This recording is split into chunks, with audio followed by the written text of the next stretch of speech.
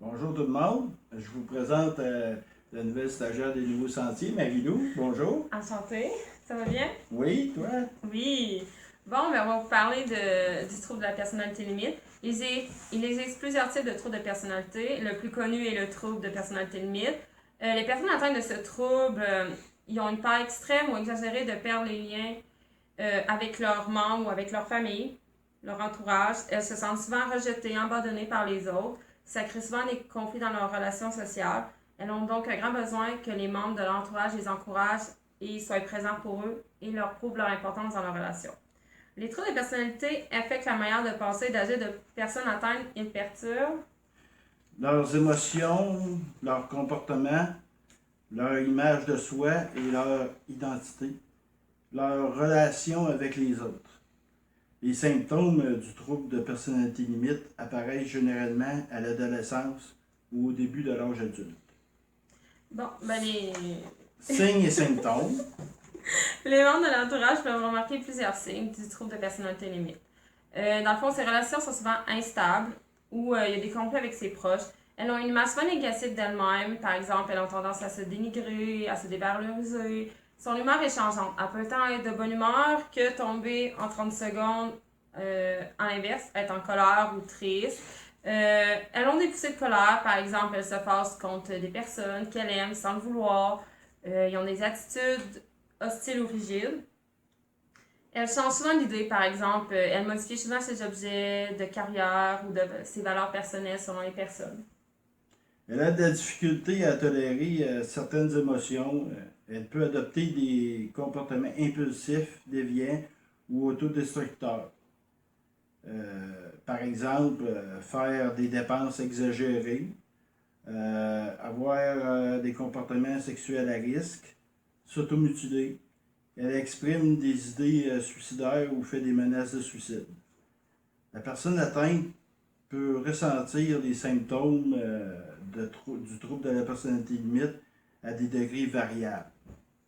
Voici les symptômes les plus fréquents.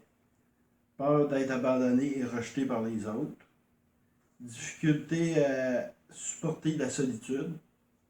Faible estime de soi ou perception de soi changeante.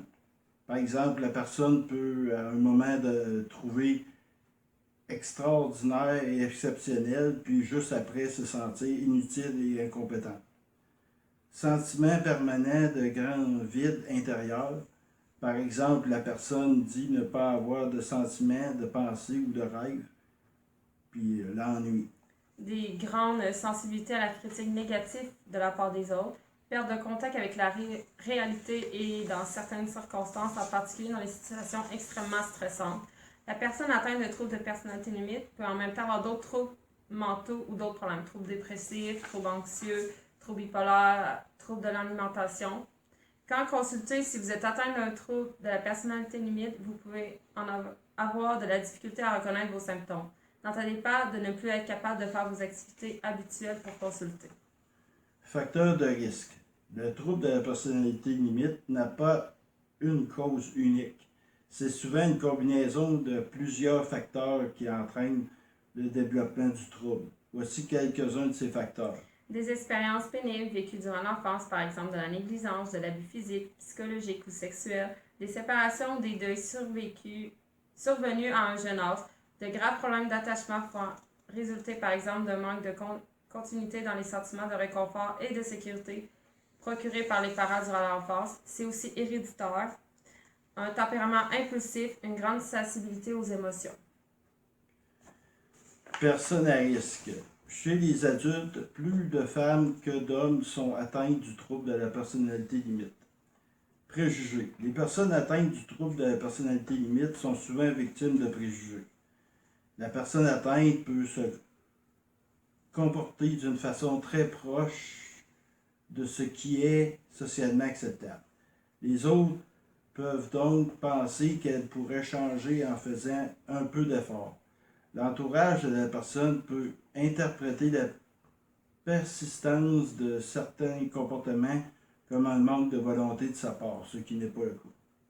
Les préjugés peuvent diminuer les chances qu'une personne atteinte obtienne l'aide dont elle a besoin.